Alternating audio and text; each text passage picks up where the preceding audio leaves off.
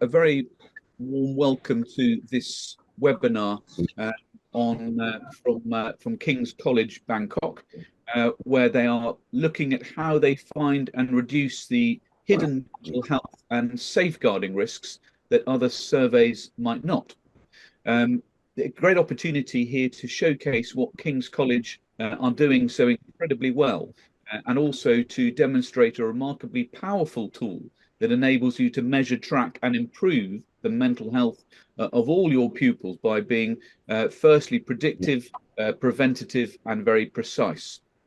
First of all, if I may, I'm just going to ask Trevor, a member of the STEER team, to just explain very briefly what STEER does. And then I'll talk to Matt and Same about what they've been doing and how they've been using STEER so effectively. So Trevor, over to you. Thank you, Robert. Good afternoon, everybody. Thank you for your time. My name's Trevor Greenhood. I was a teacher for 33 years before I started using this in my school to look after those in my care. So I'm going to give you a brief 2-minute summary of how it works, and then I'll hand over to the real stars of the show in a moment. So STEER was founded 10 years ago to equip schools to proactively safeguard their students' well-being and mental health. So if you imagine adolescence as a road between childhood and adulthood that young people have to steer, we know a number of students who are socially emotionally crashing is increasing.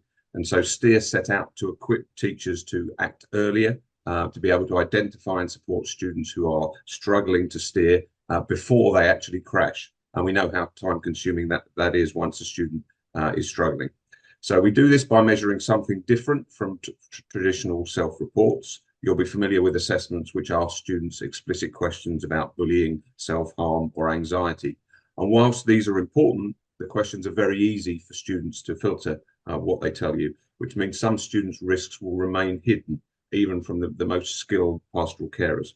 And secondly, their responses alert you to current risks that you probably already know about. So the STEER assessment identifies hidden or emerging risks by asking a different set of questions which measure how the student is self-regulating or steering across 4 factors, which are foundational to emotional well-being and sustained academic progress.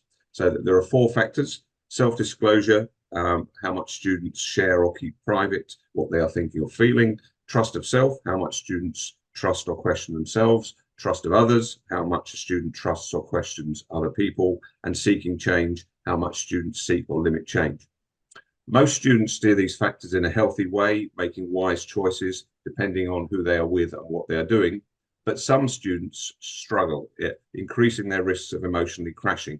Knowing who they are and what they are struggling with early enough enables teachers to be proactive, presentative, and precise, as Robert said. Giving the right student the right signpost at the right time is very important. So we're not just stopping those students from crashing, we're actually teaching them to steer, such an important skill for life. So what will STEER enable your teachers to do?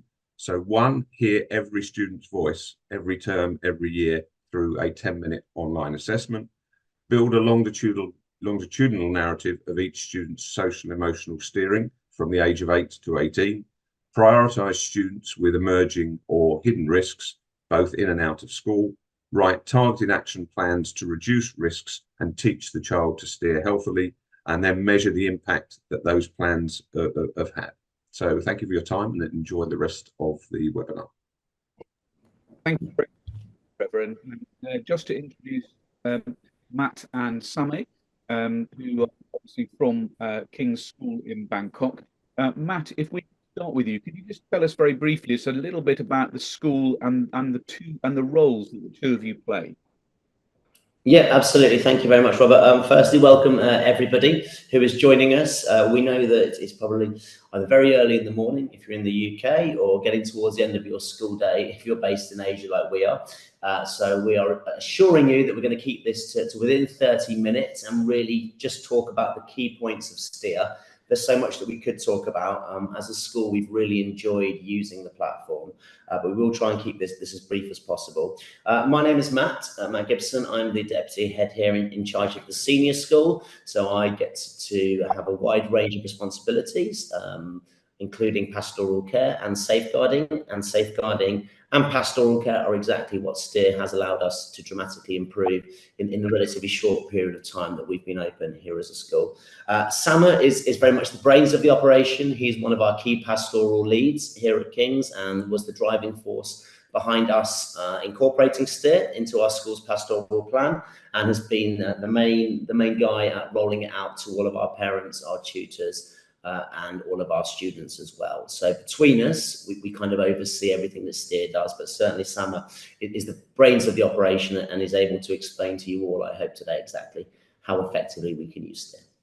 So just very briefly then, Matt, can you explain why you decided to use Steer tracking in your school as opposed to anything else?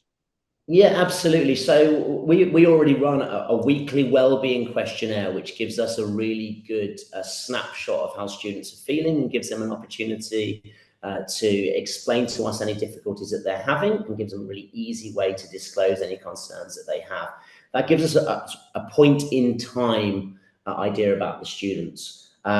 What it doesn't do is it doesn't allow us to very easily track trends, and more importantly, it doesn't allow us to track students who are maybe not so forthcoming in their concerns. So what Steer's so good at, and why we looked at it first, and as I said, why Samuel was so keen to roll this out, is it really helps us identify students who have, I suppose, hidden risks is a phrase I think we use.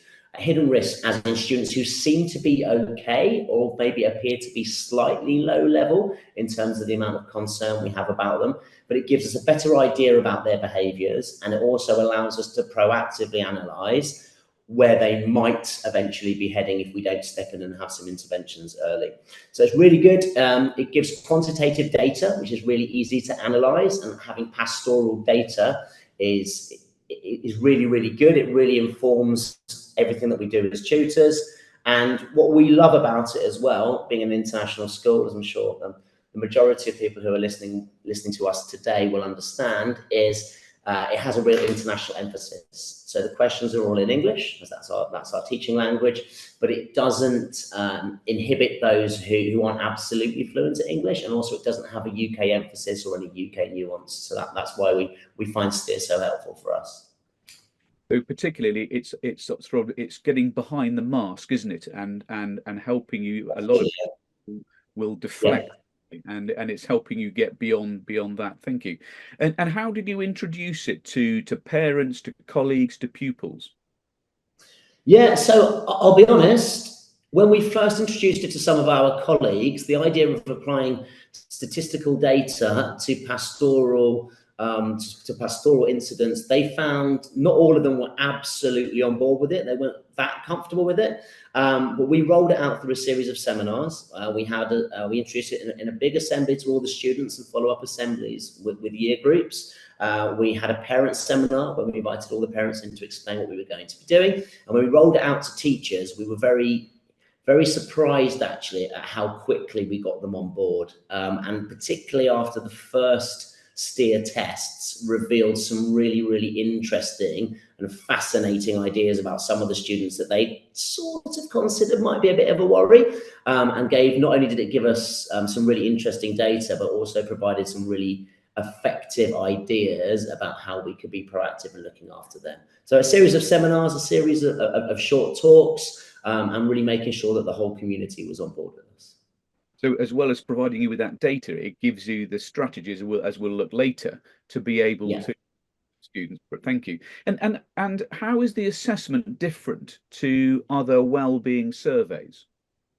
Well, I think what we like about Steer so much is basically you can't cheat the system, or if you can cheat the system, no one's found a way yet to do it.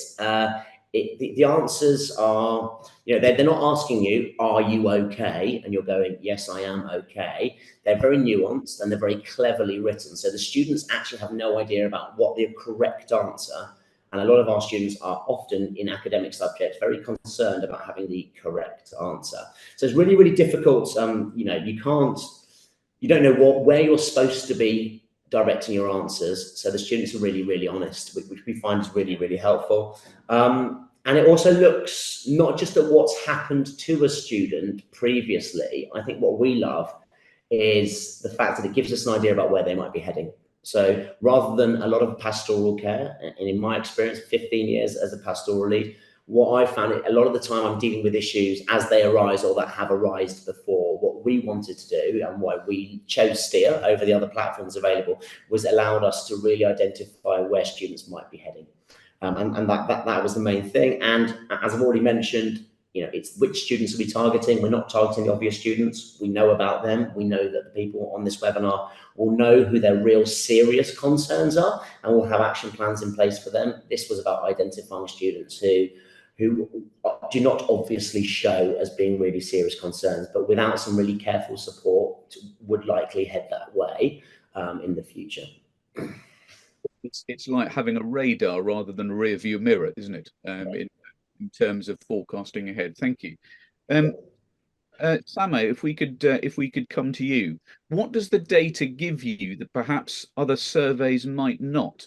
And we know you've got a couple of case studies that we're going to look at. So let me just share my screen, and I can go onto the slides that you've prepared. So this is one that shows. Can you see my screen? Okay. Yes. Yeah. Perfect. That's right. What does the survey give? That the assessment give you? Yeah, so just firstly, a massive welcome to all the schools who have joined us and taken time out of your busy schedule. I'm really happy to have you. So I won't go into too much detail because there is a lot of detail with Steer. There's a lot of terminology, but what we love about Steer is the data it produces. And these are things that I think you'll find in your students, but you probably haven't named it as explicitly as possibly, or identified it as explicitly as Steer has done. So for example, self-disclosure, how much are you willing to portray yourself to the rest of the cohort or to the teachers, the trust of self and your trust of others. And again, I won't go into too much detail about them. And finally, seeking change. How willing are you to change or adapt to change? So for example, you have students who move from one class to another, and how do they react to that kind of situation? So Steer pulls all of these together and it really cleverly analyzes the data and picks the key students for us to then target in terms of our next kind of assessment points. Do you want me to go into slide 2 for you? Yes, please. Yeah, that would be great. This is, I gather, an example of a sixth form student who is new to the school. Yeah, so I'll just quickly talk about it. So it's a really nice example of a case study. So this was, I was working with my tutors, and this student, we knew there were family issues, but like Matt mentioned before, this was a student who very much was under the radar. It wasn't your obvious student who raised alarm bells, but Steer flagged them as being very low self-disclosure and very high trust of self. So what does that mean? It means that in a particular situation where they might need help, they might not necessarily seek the help they need. And the whole point of Steer is to help students to self-regulate. It's giving them the mechanisms for when they need support, they know what to do in that situation. So me and my tutor decided to focus on this one student, and we picked self-disclosure as the area of focus. So we wanted to raise the students' score in self-disclosure, i.e. make them more willing to disclose or talk when there's an issue. And do you want me to talk about the action planning itself? I can go very quickly about how we went through the process. So there we are. Yeah. Yeah, it was really simple. And I want to emphasize to the schools listening that when you do the training and you understand the data, then the action planning itself is incredibly easy because Steer has produced a system that understands that teachers are busy, but it also understands that the action plans need to be realistic and tutors and teachers need to follow through them. And what we don't want is for tutors to make an action plan for them to forget about it. And 6 weeks later, oh, I forgot to do that. So anyway, we went through the series of pages. Steer allows you to identify certain descriptors for the student to be more accurate. And eventually, me and my tutor created a target together, which is very simple. So as you can see on the screen, it is at the end of a week, ask the student what they're doing at the weekend, and come Monday, ask them what they did, and that's it. That was a Steer suggested strategy. And it's very subtle, as you can see. It's something that you'd probably do anyway, and it's something that can be done subtly within the class. So if a student doesn't know they're being targeted, but the tutor knows to focus on the student, of course, as well as the other students, but to really hone in and make sure that they get an answer from this targeted student. And if you just, it was on the previous slide, the result of our action plan. So you can see the bottom is was the first time the student took the assessment. The top line is the more recent assessment. You can see their score in self-disclosure went up. So that strategy had a direct impact on their score, and it also highlights that the student is more willing to disclose when something might go wrong. So just to add on to that, Sam, thank you so much, is obviously we looked at a lot of the NSPCC research, and a lot of the research that was done in the UK, being a British curriculum school, which suggested that, and as a whole, that children are less likely to trust adults, whether that's parents, whether that's teachers, or whoever it is that they might come into contact with. So that's really, really important research for us. And we wanted to make sure that we could really identify which of these children actually don't trust any adults. And this really allowed us to work out who they were. Because, of course, if they don't trust us and they weren't willing to work with us, it becomes incredibly difficult for us to understand what their problems are. So it really gave us an in and access to those children who otherwise we wouldn't know very, very easily. It might take terms or even years for us to work that out, whereas this gave us a really instant and really useful input. Thank you. And very sort of, as you said, Sammy, very simple, very easy interactions, but very strategic and very targeted. As we can see here, these are the risks of pupils, as you suggested as well, Matt. These are the risks of for some of the pupils who continue to be low disclosing, whether that's learning, social, emotional, or mental health risks. And do you see some of these coming through? Yeah, and I think I can't see the list of schools that we have, but especially in any schools within Asia, you might find this to be the issue as well, that students aren't immediately forthcoming when it comes to giving information, especially to trusted adults or other students. So we found that low self-disclosure was, along with high self-regulation, was the biggest factor affecting our students in school. So we had to do a lot of work with our students. It's understandable, it's cultural. Students don't want to lose face. They don't want to seek support when needed. So you might find that if you're a school in Asia, this will be a much bigger risk than, say, if you're a school in the UK. If I move on to the next slide, so that the previous slide really is helping when you're on the platform, helping you to understand what those risks might be, the potential risks. And this one just shows or sort of puts some flesh on the bones, doesn't it, for helping staff to understand that pupil. And I'd say that these slides are really key when effectively convincing staff about the use of STEER. So when students do the assessment and STEER pumps out the data, and then you can click on every student, within every student has got a descriptor like this. This was the key turning point, I would say, because staff would read the statement and think, aha, that does link up to my student. That's really familiar. And I can see that in my students. I would say almost the accuracy of the statements that link to the students was probably the biggest turning point for our staff to buy into STEER. Yeah, that's lovely to hear, and I think one of the key things here, which sometimes can trip people up on that self-disclosure, is where it says it doesn't mean I'm shy or introverted, and I think that's a key point there, isn't it? And I mean, just in terms of the staff in that case, I mean, how did you train the staff up? How did you get staff involved? How did you train them? So I initially led a session to introduce STEER, and then Matt very kindly supported it in just giving staff the time to do the training. I think that's one big factor that schools forget, is to give busy staff time to do the training. It's about an hour and a half online. It's all videos with interactive kind of sessions, and it's really, really useful. But we did a survey at the end of the first year, and what staff really benefited from was regular check-ins. So initially, me and Matt were effectively power users, and we would lead all the sessions. And when they did initial training, we would then do refresher sessions. We would analyze the data together. what we found over time was that we wanted to empower effectively the steer leadership team, because what we wanted was we wanted staff to feel more empowered when it came to steer. If it was coming from me and Matt, it was very top heavy. So we then went for the approach of training our heads of houses, who are middle leaders, pastoral leaders, who then train the tutors. And what we found was that trickling down of information and that almost that teaching from our middle leaders again empowered our staff as well.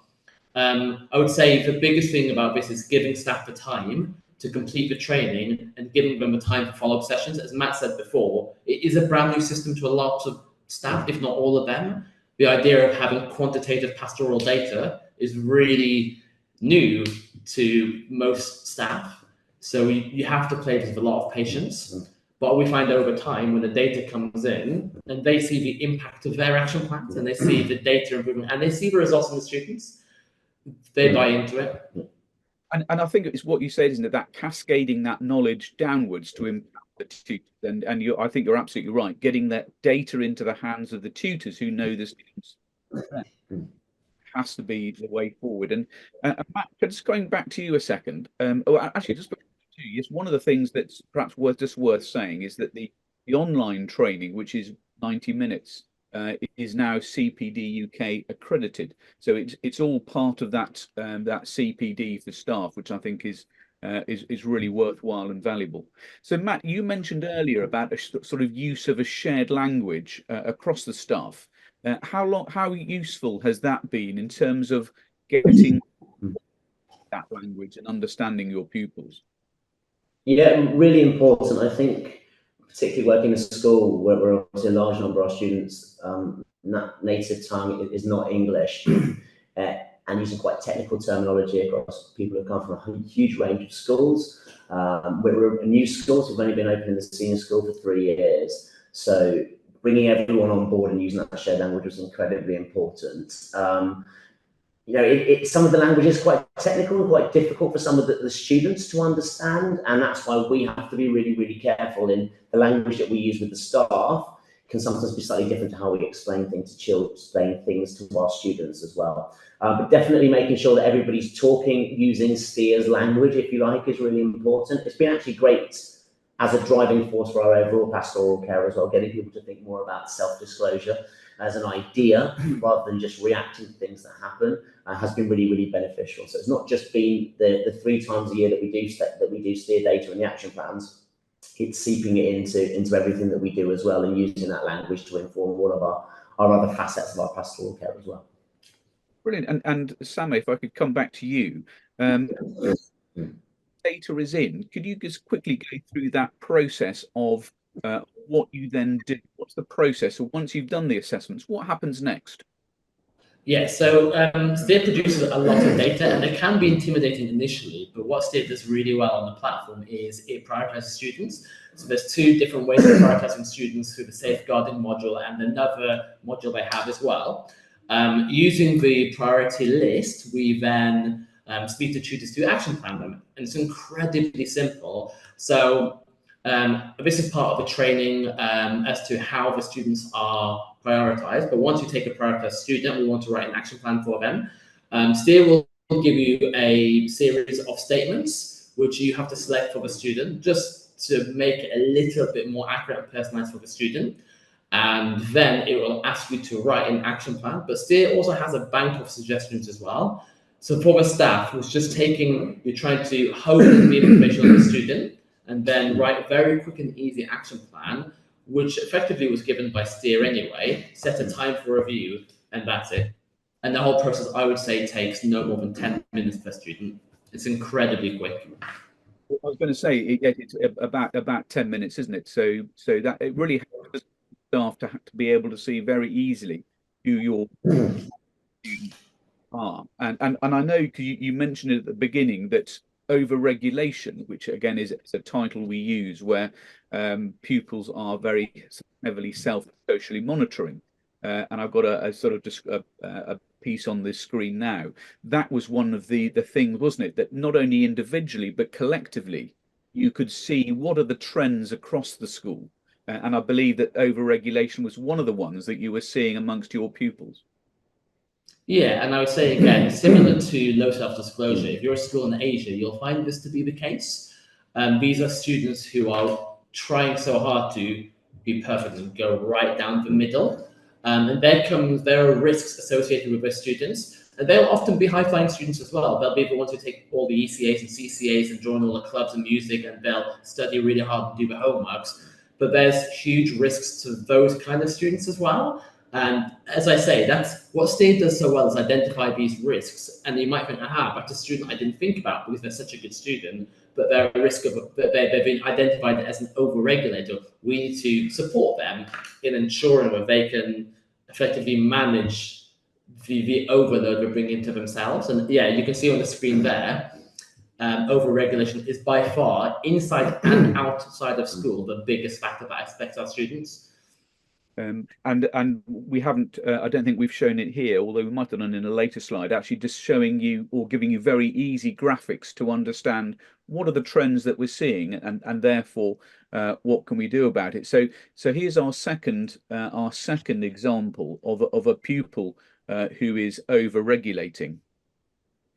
Yeah, and you can see from the data, it's all right down the middle. You know, this student is really trying hard to be effectively the perfect student. And actually, we have this kind of data is very common amongst our student body, and you'll find that across schools in Asia as well. So again, it's just putting a small action plan for them to support them in terms of taking a step back. There'll be more specific action plans for it, but taking a step back and realizing that they don't have to be effectively perfect all the time. That's not an effective coping mechanism, because at some point they're at risk of burning out or much worse than that. Yeah, and in fact, here is that action plan exactly as you say. Yes, that you have written for that pupil, talking about giving them opportunities to have fun, rather than them being very quite intense, possibly over how things. And how have you found the strategies for over regulating students? I would say very effective. It's Steer, with Steer, there's a lot of you've just got to give it a go. And some strategies you'll think, I'm not really convinced, but I'll give it a go anyway. And I found over-regulation to be one of those. However, when you actually come to implement it, it's something you never thought of yourself. When you come to implement it and find out how successful it is, that's what you have to do with these action plans. Not just over-regulation, actually all of it. That's why I like Steer, though. It gives you different strategies that you wouldn't have thought of yourself. Otherwise, you probably wouldn't need Steer in the first place. And just moving on actually to looking at the factors as opposed to the over-regulation. What are your next steps in terms of looking at the sort of school trends across the whether it's the years or the whole school, in terms of, if you look at it, as well as putting things in individually, are there things you can put in collectively? Yeah, so we and Matt looked last year at trend analysis. We looked at year groups, and we looked at the cohorts that were most affected by things like low self-disclosure and high self-regulation. And we started putting actions in place for those. Steer is massive. There's so much you can do with it. And I think one of the things we found is to slowly implement new strategies by Steer. So we're going to focus more this year on year group analysis. Next year, we'll focus on outside of school action plans. But what we notice is that a lot of staff are writing similar kind of strategies for the same thing. So what we want to do is make it a bit more streamlined and efficient. Because if we've got a whole year group of low self-disclosure, there's numerous strategies like assemblies and workshops that you can do with your students that will tackle all of them in one go. And we actually tried one last year to great success. And we wrote a cohort action plan, I think, for our year 8 group who were low self-disclosing. We might deliver a series of workshops and assemblies, and it had a massive impact on the results afterwards. But I would say again, and I keep emphasizing, Steer is one of these things you have to be a little bit brave with. It will put you outside your comfort zone, because it's probably something that we haven't had this data before. We haven't had quantitative data and trend analysis So we're finding this is the first time we're actually targeting something that's come up as quantitative data. So these cohort plans are sort of those messages, aren't they? They're modelled behaviours, messages which you want to get across to whole groups, as I say, whole groups of students. And I think one of the things that you want to be able to see as a school is have what we've been doing, both individually and collectively, has it been having an impact? And I know we were talking before we came live about that impact. And if I just move on to the next slide, we can show you some of the impact that I know you've been seeing, and your next set of data I think is equally encouraging, I believe.